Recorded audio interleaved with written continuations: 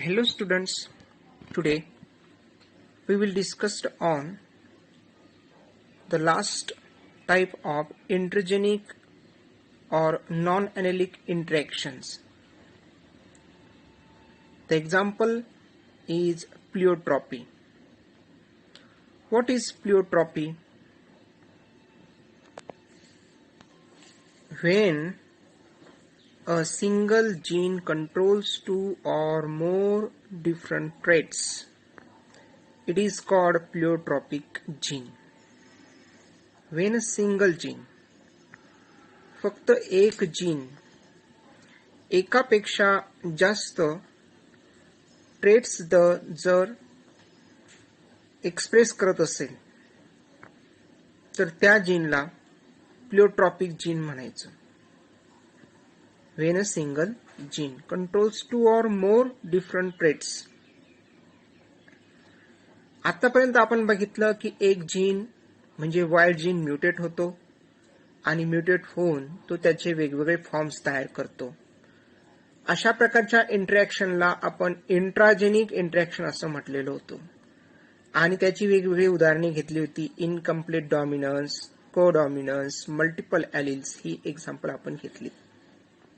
परंतु इंटरजेनिक म्हणजेच non ॲलिलिक interaction मध्ये इथे जीन आणि जीनचे फॉर्म नसून फक्त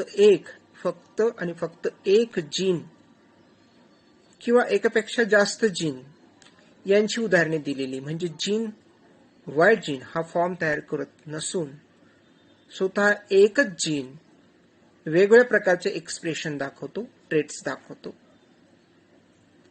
त्याप्रमाणे सिंगल जीन कंट्रोल्स दोन किंवा त्यापेक्षा जास्त जर ट्रेट्स दाखवत असेल तर अशा जीनच्या फेनॉमिननला किंवा अशा जीनला प्लिओट्रॉपिक जीन म्हणतात. तर त्या जीनच्या फेनॉमिननला किंवा ह्या मेकॅनिझमला प्लिओट्रॉपी असं म्हणतात किंवा प्लिओट्रॉपिझम असं म्हणतात. आपण प्लिओट्रॉपिझमचं एक्झाम्पल पाहणार आहोत. Sickle cell anaemia. कोणतं? सिकल सेल ॲनिमिया और सिकल शेप्ड ॲनिमिया. काय आहे तर मग इथे जे स्ट्रक्चर दिलेलं आहे हे आरबीसीचं स्ट्रक्चर आहे. हे दोन्ही स्ट्रक्चर बघितले तर हे नॉर्मल म्हणजे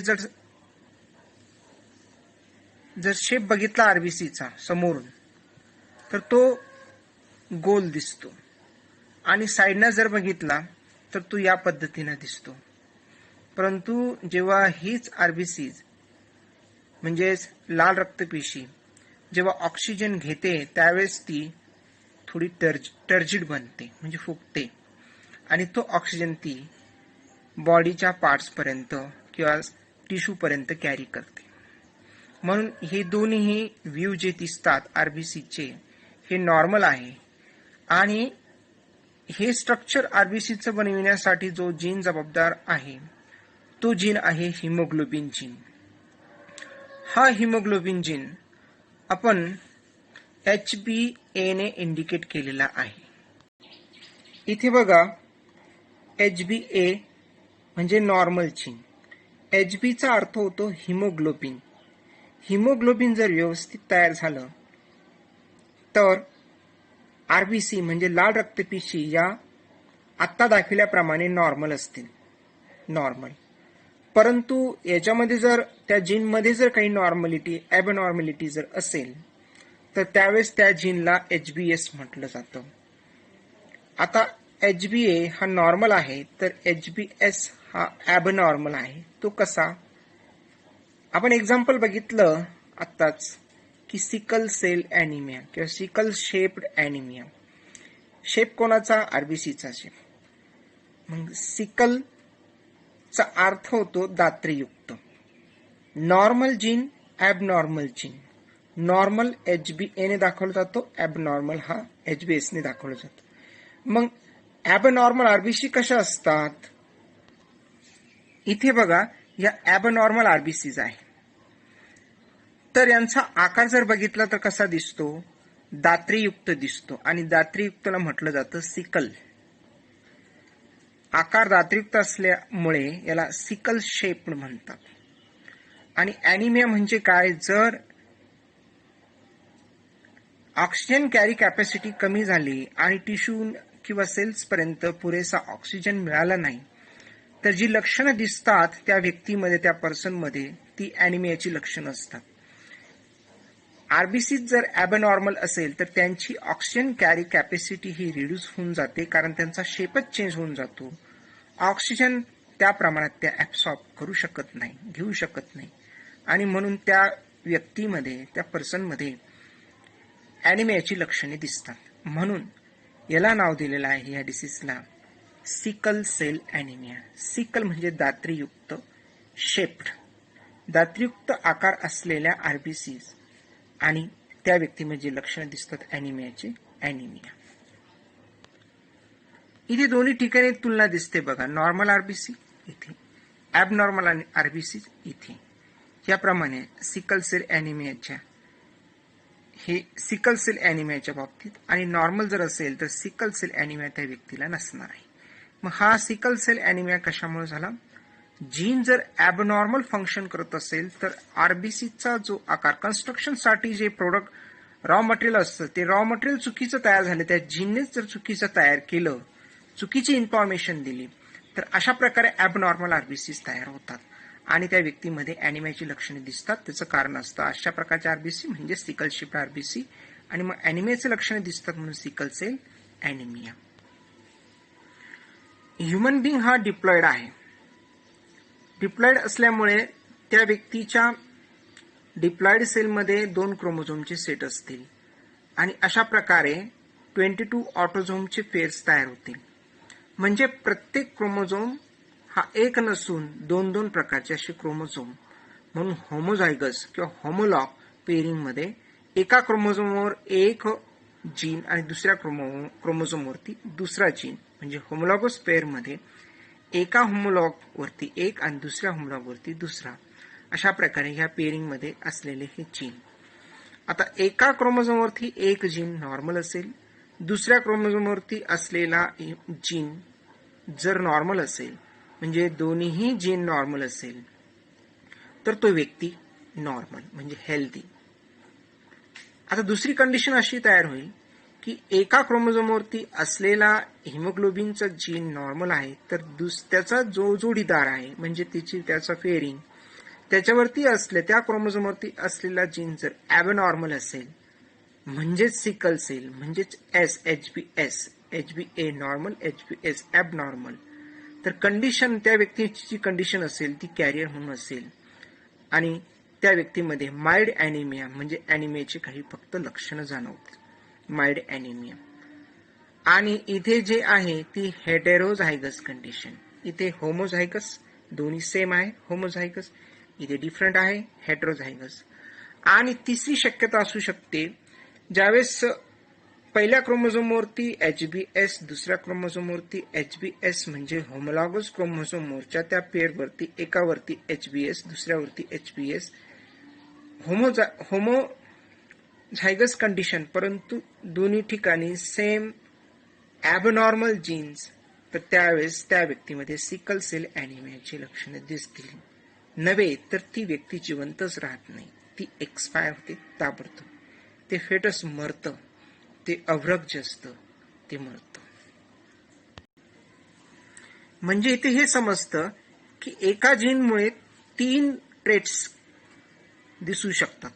एक ट्रेट नॉर्मल व्यक्तीमधलं, एक ट्रेट कॅरियर व्यक्तीमधलं, एक ट्रेट सिकल सेल ॲनिमियामधलं.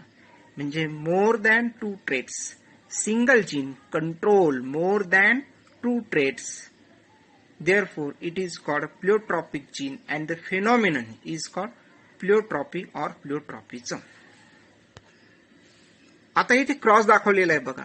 जेव्हा एक कॅरियर म्हणजे sickle cell carrier HbA, HbS असा त्याचा जिनोटाइप आहे, इथे वरती टेबलवरती दाखवलेलं होतं त्याप्रमाणे इथे HbA, HbS हा त्याच व्यक्तीचा म्हणजे त्याच सिकल सेल कॅरियर बरोबरच जर क्रॉस केला, sickle cell carrier cross with sickle cell carrier, genotype आहे HbA, HbS, HbA, HbS.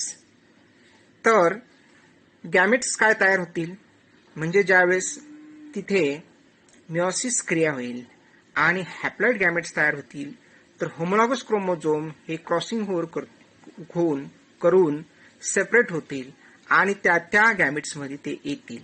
म्हणजे इथे दोन वेगवेगळ्या प्रकारची गॅमेट्स तयार झाली. HbA, HbS. इथे पण तेच आहे कारण हा पण पॅरेंट्स, दोन्ही पॅरेंट्स सेम आहे, दोन्ही कॅरियर आहे, कॅरियर मध्ये केलेला क्रॉस आहे. यापैकी एक मेल असेल, एक फिमेल असेल किंवा एक फिमेल असेल, हा मेल असेल. तर HbA, HbS अशा दोन प्रकारचे गॅमेट्स तयार झाले. आता फ्युजन होण्याची प्रोबॅबिलिटी कशी आहे बघा. जर जे बाळ जन्माला येणार असेल तर त्यामध्ये ज्यावेळेस जीनमध्ये हा जीन HbA हा नॉर्मल जीन आणि हे दोन नॉर्मल दुसऱ्या ऑर्गॅनिझमच्या गॅमेट्समध्ये असलेला हा नॉर्मल जीन असेल, म्हणजे नॉर्मल जीन जर एकत्र आले तर शक्यता आहे की तो व्यक्ती, ते बाळ हे कसं असेल, HbA, HbA नॉर्मल जन्माला येईल. दुसरी प्रोबॅबिलिटी अशी आहे, HbA आणि HbS जर एकत्र आले एखाद्या बेबीमध्ये तर HbA, HbS ह्या प्रकारे त्या बाळाचा जिनोटाइप असेल, परंतु HbA, HbS हा कॅरियरचा जिनोटाइप आहे, म्हणजे कॅरियर पासून कॅरियरच जन्माला आला. नंतरची जी कंडिशन आहे, HbS आणि HbA हे जर एकत्र आले तर इथून सुद्धा हे समजतं की कॅरियर जन्माला येईल. नंतरची कंडिशन आहे, ज्यावेळेस HbS, HbS हे दोन्हीही जीन एकत्र येतील त्यावेळेस जे अभ्रक किंवा जे फेटस जन्माला येणार असेल तर ते ॲनिमियाचं असेल. परंतु अशा कंडिशनमध्ये ऑक्सिजन हा कॅरी करण्याची जी क्षमता असते ती पूर्णपणे लॉस झालेली असते. त्यामुळे ते बाळ जिवंत न राहता ते ताबडतोब मरतं, म्हणजेच ते डाय होतं. ते डाय झाल्यामुळे शिल्लक जे असतात, टोटल जी संख्या होती ती होती 1 नॉर्मल, इथे होते 2 कॅरियर, इथे होते 1, म्हणजे 1 to 1.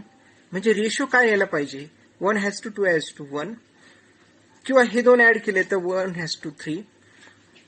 तर तसं न येता हा त्या बेरजेमधून कॅन्सल होतो कारण तो डायच होऊन जातो. म्हणून रेशो शिल्लक राहतो फक्त 1:2. काय शिल्लक असतो, 1:2. याच्यावरून हे समजते की डेव्हिएशन इन मेंडेलियन रेशिओज. म्हणून मेंडेलियन रेशिओच्या डेव्हिएशन मध्ये हे सुद्धा उदाहरण येतं प्लिओट्रॉपीचं. त्याच्यामध्ये त्याच्या अंतर्गत असलेलं सिकल सेल ॲनिमिया की यामध्ये 1:2 हा रेशो येतो. कशाच्या ऐवजी 1:3 ऐवजी 1:2 हा रेशो येतो. म्हणजे 1:2 रेशो इन्स्टेड ऑफ 3:1 और 1:3. म्हणजे इथे रेशोमध्ये एक घटक म्हणजे जो डेड झालेला आहे तो कमी झाला, रेशो बदलला. तर या प्रकारे आपल्याला हे जे प्लिओट्रॉपीचं एक्झाम्पल आहे सिकल सेल ॲनिमिया हे स्पष्ट करता येईल.